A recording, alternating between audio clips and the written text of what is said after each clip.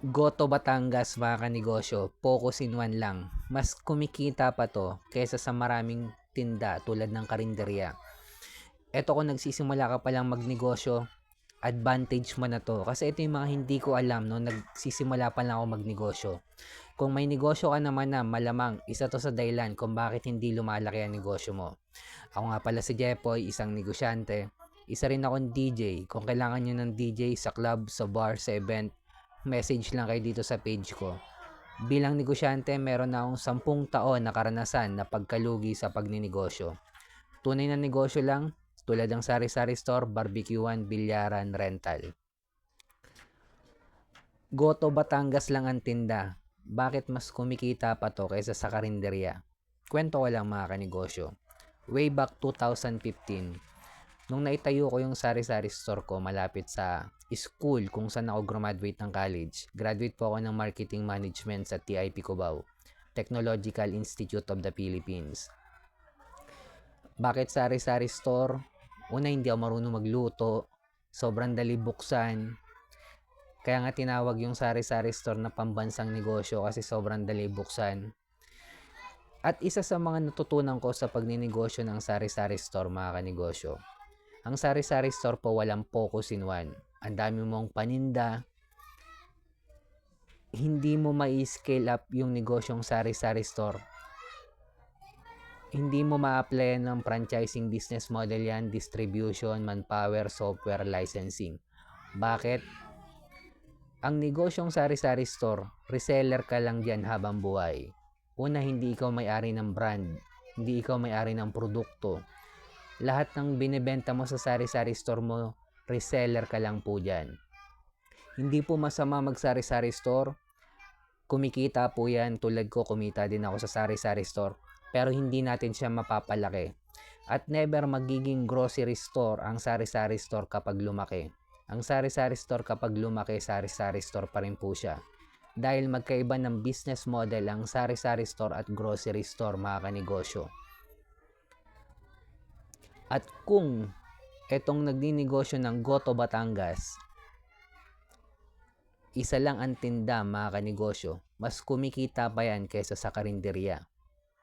Ang karinderya mga kanegosyo, kapag nagninegosyo ka ng karinderya, per tray kasi yan eh. Bawat ulam, kapag naubos yon, doon ka palang kikita.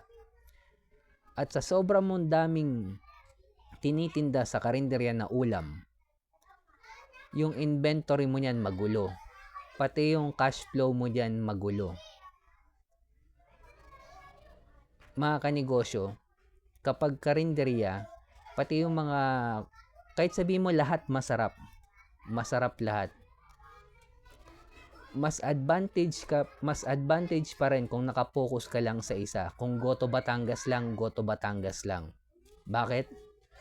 Una, hindi ka hirap i-identify ng customer mo kung ano ba yung tinitinda mo.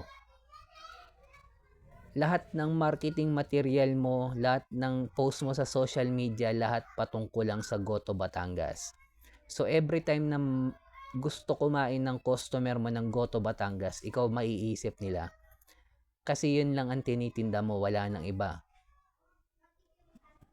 Ano pang advantage? Pangatlo, pag inventory mga kanegosyo, at isa lang yung tinitinda mo, sobrang advantage mo na nun. Kasi sa ating mga negosyante, pag nagsisimula tayo magnegosyo, resources natin limited lang. Hindi naman limpak-limpak yung pera natin agad eh. So sobrang advantage kapag nakapokus ka lang sa isa. At mamamaximize mo yung limited mo na puhunan. Panghuli, yung cash flow mo, mas namomonitor mo ng maayos. Nakikita mo kung kumikita ka ba o hindi. Ang mahirap sa mga negosyanteng baguhan ngayon, kapag may customer na nagsabi, magdagdag ka naman ng kare-kare. Magdagdag ka naman ng lugaw. Ikaw naman to si tanga. Susunod ka kay customer. Kapag nalugi ka, hindi naman pera ni customer yung malulugi. Pera mo mga kanegosyo. Disiplina sa pagninegosyo. Kapag focus in one, kahit isang buwan ka palugi, huwag ka magdadagdag ng kahit na anong produkto. Kapag nagdagdag ka, lalo ka malulugi. Kapag kumikita naman ng isang negosyante, isa sa mga problema nila nawawala sa disiplina.